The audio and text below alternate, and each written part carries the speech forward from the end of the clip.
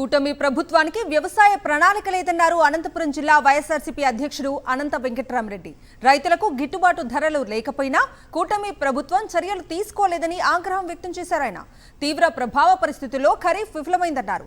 ఖరీఫ్ చివరి దశలో ఉన్న ఈ క్రాప్ బుకింగ్ చేయకపోవడం దుర్మార్గమన్నారు.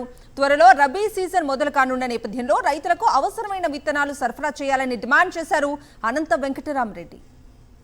సంవత్సరం ఖరీఫ్ చూస్తామంటే ఈ క్రాప్ బుకింగ్ కూడా చేయలేని పరిస్థితి. అంటే రైతాంగం అంటే ఎంత నిర్లక్ష్యంగా ఈ ప్రభుత్వం అనేది కూడా వ్యవహరిస్తుందో కూడా దీని వలన కూడా అర్థమవుతుంది.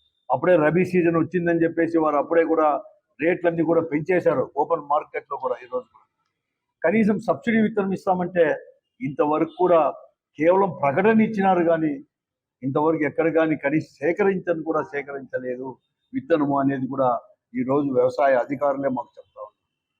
రైతులేమో చుట్టూ ఇవన్నీ కూడా వాళ్ళ వ్యవసాయ అధికారుల చుట్టూ వ్యవసాయ ఆఫీసుల చుట్టూ కూడా తిరుగుతూ ఉన్నారు సబ్సిడీ విత్తనంతో, కానీ ఇంతవరకు ఇచ్చే పరిస్థితి కూడా లేదు.